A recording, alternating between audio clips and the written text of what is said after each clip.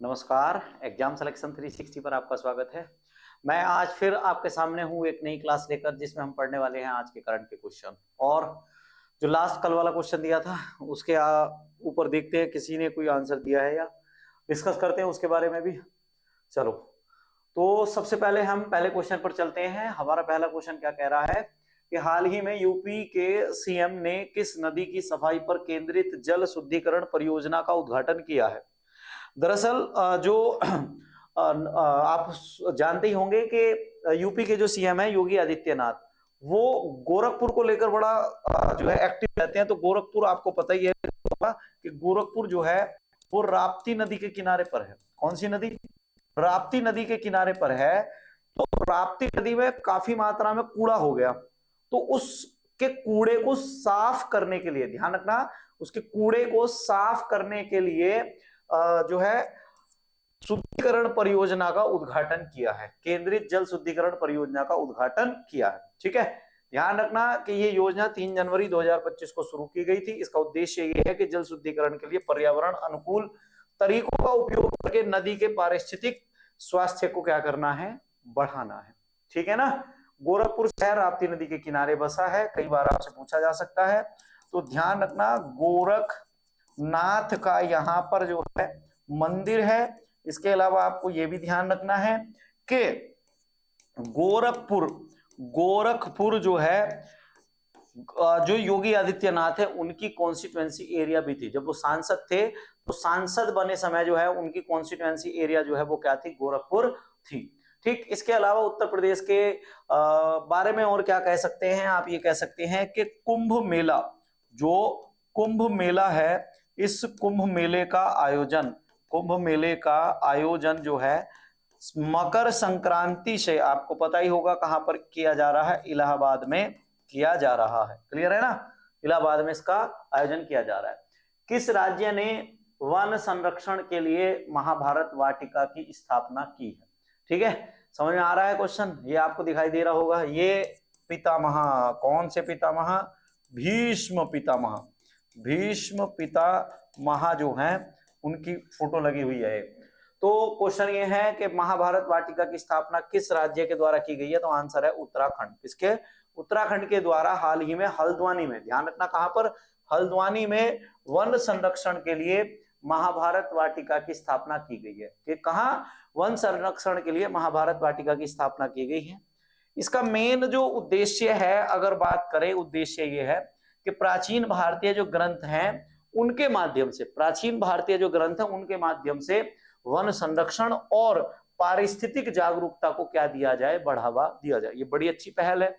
लोग इससे धार्मिकता से भी जुड़े रहेंगे और अपना वन संरक्षण भी होता रहेगा।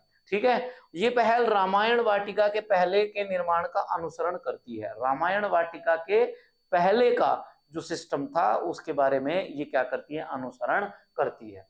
उत्तराखंड के बारे में आपको बता दें कि उत्तराखंड का जो अगर आपसे पूछा जाए तो आप कह सकते हैं पुराना नाम, उत्तराखंड का पुराना नाम उत्तरांचल, क्या नाम था, उत्तरांचल था।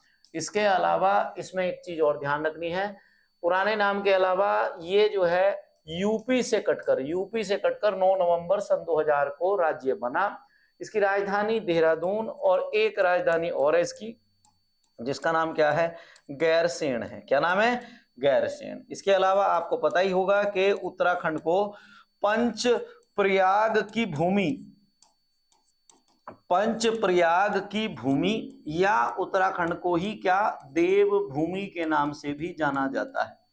उत्तराखंड को पंच प्रयाग की भूमि या देव प्रयाग की भूमि, देवों की भूमि कहा जाता है। इसमें एक चीज और ध्यान रखना कि हाल ही में जो उत्तराखंड है, अब 2025 की बात कर रहा हूं मैं, 2025 में कॉमन सिविल कोड, ध्यान रखना कौन सा है, कॉमन सिविल कोड लागू करने वाला, कॉमन सिविल कोड लागू करने वाला पहला राज्य है, करने वाला पहला राज्य है। अगर आपसे पूछा जाएगा गोवा के बाद कोई है तो वो कौन है, उत्तराखंड है। उत्तराखंड के सीएम अगर आपसे पूछा जाए तो आप कह सकते हैं उत्तराखंड के सीएम, मेरे भाई बताना जरा, पुष्कर धामी है। कौन है? पुष्कर धामी जो है उत्तराखंड के सीएम।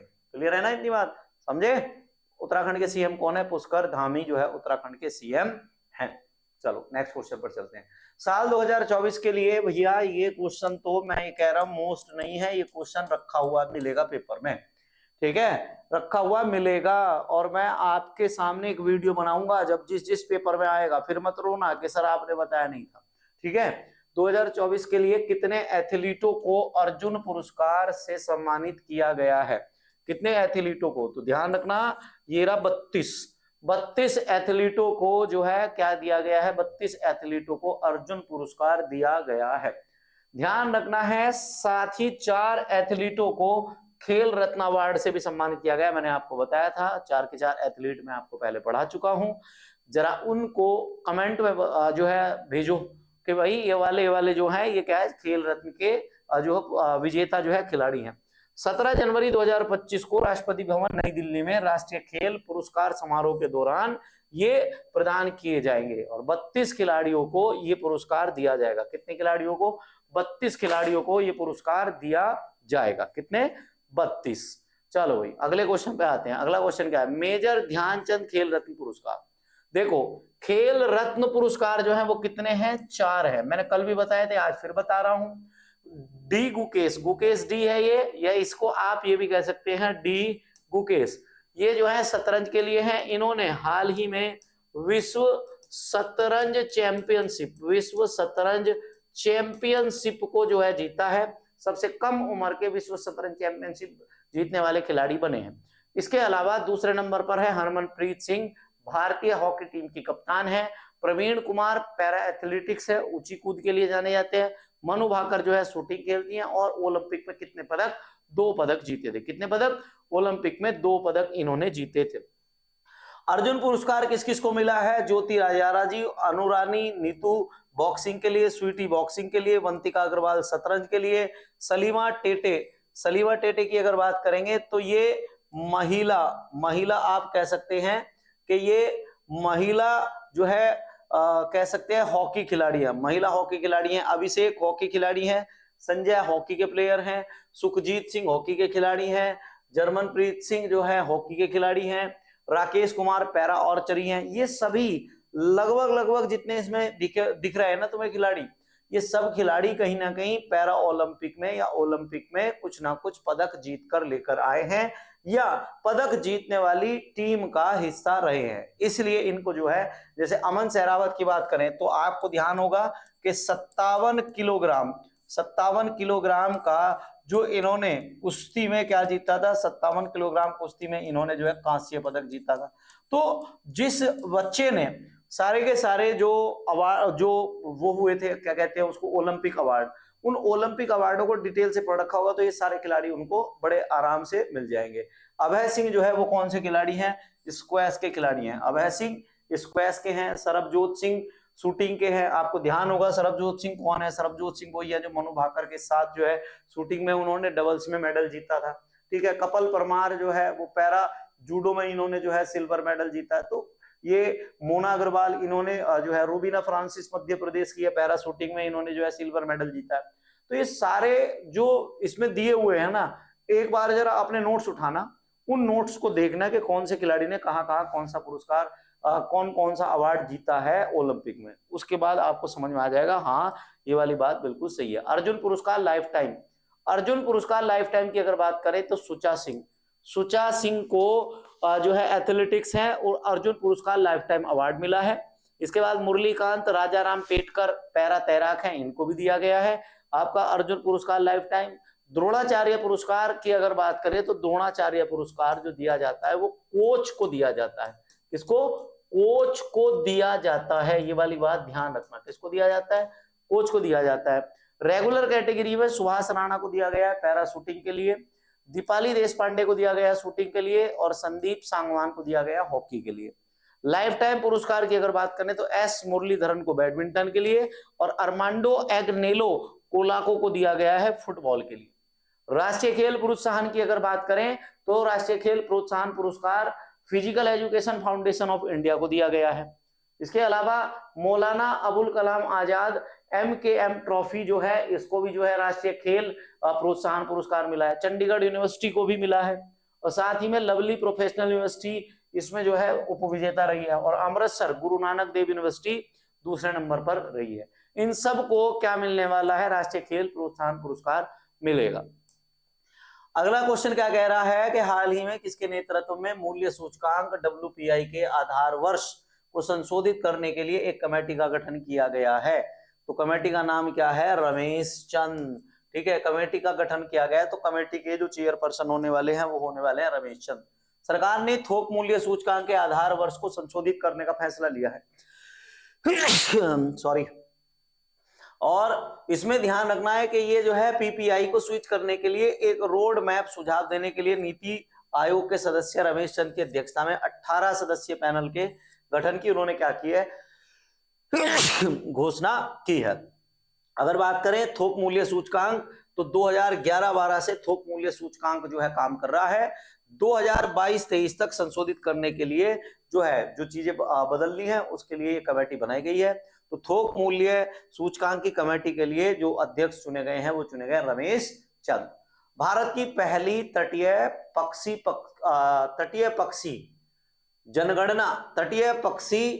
जनगणना किस राज्य में आयोजित की जाएगी, तो भैया ये है आपकी जामनगर गुजरात में, समुद्री राष्ट्रीय उद्यान जामनगर। और ये जामनगर कहां पर है, जामनगर है गुजरात में। कहां पर है ये, जामनगर गुजरात में है, समुद्री राष्ट्रीय उद्यान जामनगर गुजरात में। राष्ट्रीय समुद्री उद्यान जामनगर गुजरात की जो bird conservation society of Gujarat है, BCSG, bird conservation society Gujarat ने 3 से 5 जनवरी तक 2025 तक जामनगर के मरीन नेशनल पार्क, ये ध्यान रखना कौन सा है, मरीन नेशनल पार्क और मरीन अभ्यारण्य में भारत की पहली तटीय वेंडर पक्षी जनगणना आयोजित की है। भारत की पहली तटीय वेंडर पक्षी जनगणना आयोजित की है। गुजरात के जामनगर जिले में 300 से अधिक, जामनगर में 300 से अधिक पक्षी प्रजातियां हैं, जिनमें 50 से अधिक वेंडर पक्षी प्रजातियां शामिल हैं, जिनमें 50 से ज्यादा क्या है, वेंडर पक्षी प्रजातियां शामिल हैं। 3 दिवसीय कार्यक्रम में पहले दिन विशेष वार्ता, दूसरे दिन पक्षियों की जनगणना और तीसरे दिन ज्ञान साझा करने के लिए समापन समारोह है। अगर आपको पता होगा कि अगर ये बात आ जाए कि भारत का बर्डमैन किसको कहा जाता है, भारत का बर्डमैन किसको कहा जाता है, तो आप कह सकते हैं कि सर सलीम अली को, सलीम अली को भारत का बर्डमैन कहा जाता है। ठीक है, किसको, सलीम अली को भारत का बर्डमैन कहा जाता है, किसको, सलीम अली को भारत का बर्डमैन कहा जाता है। तो ये आपको समझ में आ गया कि पहली बार पक्षियों की जनगणना भारत में कहां की जा रही है, तो भारत में पहली बार पक्षियों की जनगणना की जा रही है गुजरात में। इसके बाद अगला 31वीं राष्ट्रीय बाल विज्ञान कांग्रेस का आयोजन कहां किया गया है, तो अगर बात पूछी जाए कि राष्ट्रीय बाल विज्ञान कांग्रेस का आयोजन, तो आप कह सकते हैं सर राष्ट्रीय बाल विज्ञान कांग्रेस का आयोजन भोपाल में, कहां पर, भोपाल में इसका आयोजन किया गया है। मुख्यमंत्री आपको पता ही है कि भोपाल के जो मुख्यमंत्री है वो है मोहन यादव। मोहन यादव ने 3 से 6 जनवरी 2025 तक भोपाल में जो है 31वें जो है बाल विज्ञान सम्मेलन का उद्घाटन किया है। कार्यक्रम में भारत और खाड़ी देशों जैसे बहरीन, UAE, कुवैत, ओमान और सऊदी अरब से 700 से अधिक बाल वैज्ञानिक आए हैं। ध्यान रखना है, Bahrain, UAE, Kuwait, Oman, Saudi Arab, इन देशों से क्या आए हैं, इन देशों से 700 से अधिक बाल वैज्ञानिक आए हैं। शिक्षक और सलाहकार भी शामिल हुए हैं और इसका विषय है कि स्वास्थ्य और कल्याण के लिए पारिस्थितिकी तंत्र को समझना। इसका विषय क्या है, अगर विषय पूछा जाए तो स्वास्थ्य और कल्याण के लिए पारिस्थितिकी तंत्र को क्या करना, समझना। उद्देश्य की बात करें तो उद्देश्य इसका यह है कि बच्चों में वैज्ञानिक समझ को विकसित करना और नवाचार के माध्यम से समस्याओं को हल करने के लिए प्रेरित करना है। समस्याओं को हल करने के लिए क्या करना है, प्रेरित करना है। इसमें चंद्रयान मिशन की प्रदर्शनी है, जल रॉकेटरी, रोबोटिक्स, हाइड्रोपोनिक्स, पर्यावरण, सांप सीढ़ी और चीता संरक्षण प्रदर्शनी, इस तरह की चीजों का प्रदर्शन किया जाएगा, जिससे बच्चों में जो देखने वाले हैं उन सभी में वैज्ञानिक सोच जो है बढ़कर आए। समझ रहे हैं आप? तो भारत सरकार चाह रही है कि अब भारत में क्या हो, नए नए जो बच्चे हैं वो वैज्ञानिक सोच को लेकर बढ़े, वैज्ञानिक सोच को लेकर पढ़े, उसको लेकर ये चीज की जा रही है। हाल ही में किस संस्था ने मृदा प्रदूषण से निपटने और कृषि को बढ़ावा देने के लिए बैक्टीरिया विकसित किया है? तो अगर बात करें तो आईआईटी बॉम्बे ने जर्मनी के जैसा, जर्मनी ने अभी थोड़े दिन पहले आपको मैंने पढ़ाया था कि जर्मनी ने एक ऐसा बैक्टीरिया पैदा कर दिया है जो प्लास्टिक खाएगा और उसको कंपोस्ट बना देगा। अब ऐसे ही आईआईटी बॉम्बे ने क्या कर दिया है कि बैक्टीरिया का उपयोग करके मिट्टी के प्रदूषण से निपटने के लिए जो है समाधान विकसित किया है। जहरीले प्रदूषकों को वो खा लेगा और आवश्यक पोषक तत्व जो है वो क्या कर देगा, पैदा कर देगा। ये बैक्टीरिया हानिकारक पदार्थों को नष्ट करेगा, पौधों के विकास में हार्मोन्स को बढ़ाएगा, हानिकारक कवक को रोकेगा और पौधों के लिए पोषक तत्वों में सुधार करेगा। तो ये एक कृषि में बड़ा क्रांतिकारी जो है पहलू हो सकता है।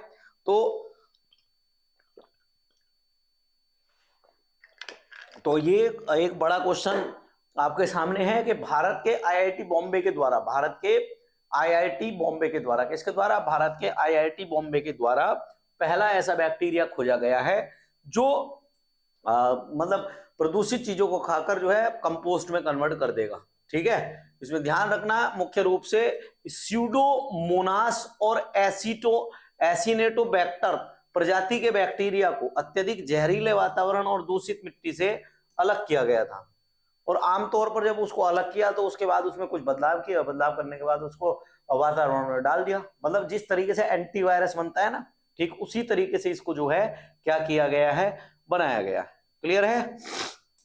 अगले प्रश्न पर आते हैं। ब्राजीलियन मखमली चींटी की प्रजाति मुख्य रूप से किस निवास स्थान पर पाई जाती है? आजकल ये चर्चा का विषय बनी हुई है। तो ये पाई जाती है झाड़ी रेगिस्तानों में। कहां पाई जाती है? झाड़ी रेगिस्तानों में पाई जाती है। बड़ा चर्चा का विषय बना हुई है कि मखमली चींटियों को एक काले निशान लगभग दृश्यमान प्रकाश को अवशोषित करते हैं। 1% से भी कम जो प्रकाश है उसको परावर्तित करते हैं, बाकी जो प्रकाश है उस सबको क्या कर लेते हैं, सोख लेते हैं। मखमली चींटियां परजीवी ततैयों का एक समूह है। चमकीले रंग और शक्तिशाली डंक के लिए जानी जाती हैं। कई बार अगर किसी व्यक्ति को काट ले तो सिट्रिक एसिड इतना ज्यादा शरीर में हो जाता है कि पूरी तरीके से उस व्यक्ति के सांस लेने तक में दिक्कत आती है। मुख्य रूप से ब्राजील के कैंटिगा झाड़ी रेगिस्तान। तो तुम्हारे काम के एक क्वेश्चन आ गया, कैंटिगा झाड़ी रेगिस्तान कहां पर है? तो आप कहोगे सर ब्राजील में। कहां पर है? ब्राजील में। क्लियर है ना? चलो, अगर बात करेंगे इन्हें, तो ये चर्चा में क्यों है कि दरअसल इनकी संख्या लगातार घट रही थी, तो अब इनकी संख्या में बढ़ोतरी देखी गई है, इसलिए जो है ये चर्चा का विषय बनी हुई है। अगला एक है, एसबीआई की रिपोर्ट के अनुसार 2024 में ग्रामीण गरीबी दर कितनी रहने का अनुमान है? अब उन्होंने आंकड़ा दिया है और उन्होंने बताया कि ग्रामीण गरीबी दर 4.86%। 4.86% मतलब ये है कि ग्रामीण गरीबी दर 5% से घट चुकी है। ग्रामीण गरीबी दर कितनी? 5% से घट गई है। और एसबीआई की रिपोर्ट जो है ये भारत के बारे में कुछ अच्छे जो है संकेत लेकर आ रही है। 2012 में 25.7% से घटकर 4.8% हो गई है। अब इस अवधि में शहरी गरीबी 13.7% से घटकर 4.9% हो गई है। आंकड़ों में तो घट ही रही है। वैसे ग्राउंड फ्लोर पर घटे या ना घटे, पर आंकड़ों में सरकार जो है गरीबी घटाकर बिल्कुल आपके सामने पेश कर देगी कि आप जिस तरीके से किसानों की आय दोगुनी हो चुकी है ना, ठीक उसी तरीके से गरीबी घट रही है। अब आप समझ गए, पर आपको पेपर देना है तो पेपर में आपको समझना पड़ेगा और इसके हिसाब से आंसर देना पड़ेगा। बात आ गई समझ में? चलो, ब्लिंकिट ने अपनी नई एम्बुलेंस सेवा कहां शुरू की है? ब्लिंकिट की अगर बात करें तो ब्लिंकिट जानी जाती है किसके लिए? 10 मिनट में आपके पास जरूरत का सामान पहुंचा देता है। तो ब्लिंकिट ने गुड़गांव में पहली बार एम्बुलेंस सेवा शुरू की है। 10 मिनट में एम्बुलेंस आपके पास पहुंच जाएगी। अगर 10 मिनट से 11वीं मिनट हुई तो आपको उसका फ्री चार्ज मिलेगा, फ्री मिलेगा वो सामान। ठीक है। सीईओ की अगर बात करें, अलविंदर डीडसना ने कहा है कि पहल में लाभ की अपेक्षा सामर्थ्य और दीर्घकालिक समस्या समाधान को प्राथमिकता दी गई है। योजना में 2 वर्षों में प्रमुख शहरों तक एम्बुलेंस पहुंचाना शामिल है और एम्बुलेंस को बुनियादी चिकित्सा उपकरणों से सुसज्जित किया जाएगा। एम्बुलेंसों को क्या किया जाएगा? बुनियादी चिकित्सा से सुसज्जित किया जाएगा।